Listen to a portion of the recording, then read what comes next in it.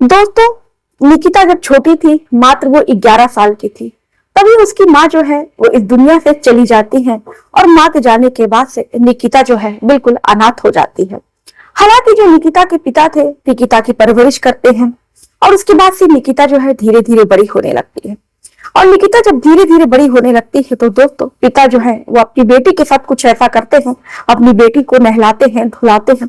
उसके बाद से वो जो लड़की है बड़ी हो जाती है और बड़ी होकर वो मकाम हासिल करती है और फिर वो अपने पिता के बारे में एक ऐसा खुलासा करती है जिसे सुनने के बाद दोस्तों आपके भी होश उड़ जाएंगे कि आखिर में एक पिता जो है अपनी बेटी के साथ ही ऐसा कैसे कर सकता है। वो बताती है तो पूरी दुनिया हैरान थी, आखिर में उस सगे पिता ने अपनी बेटी के साथ ऐसा क्या किया कि जिसे सुनने के बाद दोस्तों हर कोई आश्चर्य में रह गया। और यहाँ तक कि आप भी सुनेंगे तो आप भी कहेंगे कि आज का ये जो जमाना है कैसा कलयुग जमाना आ गया है।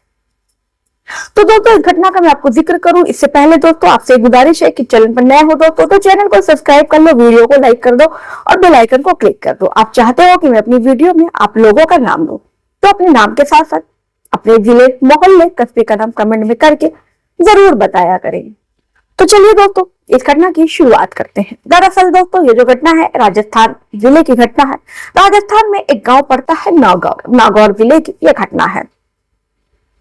तो दोस्तों, दरअसल निकिता जब 11 वर्ष की थी, उसकी माँ जिसका नाम राधिका होता है, राधिका को कैंसर की बीमारी थी और जो मोहित होते हैं अपनी पत्नी का बहुत इलाज कराते हैं। हालांकि मोहित जो थे अपने सारे पैसे जो है अपनी पत्नी पर फूंक देते हैं उसका इलाज करने के लिए। लेकिन जैसे जैसे वक्त आगे गुजरता है, निकिता की माँ की जो हालत है वो और ज्यादा राधिका जो है की हालत जो है वो गंभीर होते चली जाती है। और ये जिधर निकिता के पिता थे वो हर बड़े से बड़े अस्पताल में अपनी पत्नी का इलाज कराते हैं। इसी तरह इलाज कराते कराते सब कुछ घर बार भी गिरवी हो जाता है। और एक दिन 5 वर्षों के बाद से निकिता जो है, निकिता की माँ जो है राधिका, वो दुनिया को अलविदा कह जाती हैं और चल बसती हैं। निकिता के जो पिता थे वो बहुत ज्यादा टूट जाते हैं। पहला तो कि अब बच्चे की जिम्मेदारी है वो कौन उठाएगा, और सब कुछ जो पैसे थे अपनी पत्नी के ऊपर उन्होंने फूंक दिए थे। अब निकिता के जो पिता थे वो बिल्कुल शराब में धुत हो जाते हैं और बिल्कुल एकदम वो टेंशन के मारे सब कुछ वो भूल जाते हैं और यहाँ तक जीना भी छोड़ देते हैं।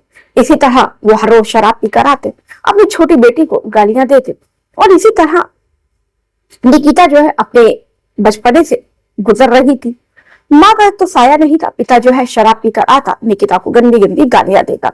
अब निकिता जो है वो 11 साल की बच्ची के ऊपर घर परिवार की पूरी जिम्मेदारी आ गई थी। निकिता जो है अपना घर संभालती, अपने पापा को भी संभालती, घर का वो काम किया करती और उसके पिता जो भी लाया करते निकिता जो है वही बनाकर अपने पिता को खिला दिया करती थी। कभी कभी ऐसे भी हालात हो जाते थे दोस्तों कि निकिता जो है वो भूखे सोए जाया करती और जो कुछ भी बचा कुचा खाना होता वो अपने पिता को परोस दिया करता। इसी तरह धीरे धीरे वक्त गुजरता है दोस्तों। कहते हैं कि वक्त जो है हर मरहम को भर देता है, वक्त ऐसी चीज होती है। इसी तरह निकिता की जिंदगी में भी उसके पिता के साथ ही ऐसा होता है। 2 साल का वक्त बीतता है। अब इधर मोहित को भी समझ में आ जाता है कि जिंदगी जीने का कोई हल नहीं है। उनकी लड़की के ऊपर उनके ऊपर राधिका ने एक जिम्मेदारी छोड़ गई है और उसके बाद से उनको अपनी बेटी की परवरिश करना है और उसको अच्छी शिक्षा देनी है। अब उसके पिता जो है यहीं से ठानते हैं और यहीं से वो शराब को बंद कर देते हैं और यहीं से अपनी बेटी के लिए वो जीना शुरू करते हैं। अब वो हर रात निकिता के कमरे में आते, निकिता के हाथ पैर दबाते, क्योंकि निकिता घर का काम भी किया करती थी और उसके बाद से वो पढ़ाई किया करती। पिता जो है वो मजदूरी किया करते, एक ईंटे की भट्टी थी जहां पर वो ईंट बनाने का काम कर रहे थे। और निकिता के जो पिता थे वो अपनी बेटी को अच्छे स्कूल में उसका दाखिला कराते हैं ताकि उसकी बेटी जो है पढ़ लिख कर कुछ बड़ा करे। निकिता भी इधर घर का काम करके सारा जो काम करने के बाद से वो जब वो फ्री हो जाती तो अपना सारा समय जो है वो पढ़ाई पर दिया करती थी। कुछ ऐसी ही निकिता की जिंदगी जो है चल रही थी।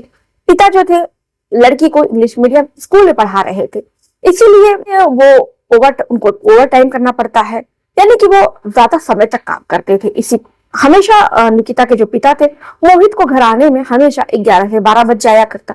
निकिता जो है उस समय सो जाया करती।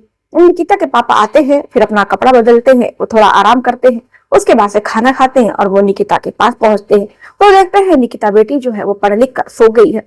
अब वो सोचते हैं कि निकिता जो है इतनी मेहनत करती है, तो अपनी बेटी का वो पैर दबाते हैं और उसके बाद से वो भी जाकर सो जाया करते। अब इसी तरह निकिता देखते देखते 18 साल की, अब निकिता के जो पिता थे दोस्तों निकिता को इतना मानते हैं कि बिल्कुल एक माँ से भी बढ़कर निकिता के जो पिता थे अपनी बेटी को वो प्यार करने लगते हैं। हर रोज अपनी बेटी को वो नहलाते हैं, धुलाते हैं। उसके बाद से लड़की जब बड़ी हो जाती है तो खुद खुद ही नहाने लगती है। और उसके बाद से दोस्तों निकिता के जो पिता थे निकिता की इस तरह वो सेवा करते थे। अब उसके बाद से दोस्तों निकिता जो है धीरे धीरे बड़ी होती है, 18 साल की होती है और फिर उसके बाद से वो इंटर की परीक्षा जो है वो पास कर लेती है। और देखते ही देखते दोस्तों उसके बाद से वो बीए में एडमिशन लेती है और उसके बाद से वो एक बहुत बड़ी पुलिस अधिकारी बन जाती है। उसका इंटरव्यू लिया जाता है और उससे पूछा जाता है कि आपकी सफलता के पीछे किसका हाथ है, आप इसका श्रेय जो है वो किसको देंगे। तो निकिता जो है अपने पिता के बारे में कुछ ऐसा खुलासा करती है जिसे सुनने के बाद हर कोई चौंक जाता है। निकिता बताती है कि दरअसल इसके पीछे उसके पिता का हाथ है। तब वो बताती है अपने पिता के बारे में, अपने पिता के योगदान के बारे में कि कैसे उसके पिता ने जब वो घर का काम करती और पढ़ लिख कर सो जाया करती तो रात में इसके पिता जो है वो 12 बजे रात को आते और निकिता के हाथ पैर वो दबा दिया करते। इससे निकिता की सारी जो थकान है वो दूर हो जाया करती। और इतना ही नहीं, वो हर रोज रात को अपनी बेटी के सर पर ठंडे तेल की मालिश भी किया करते थे।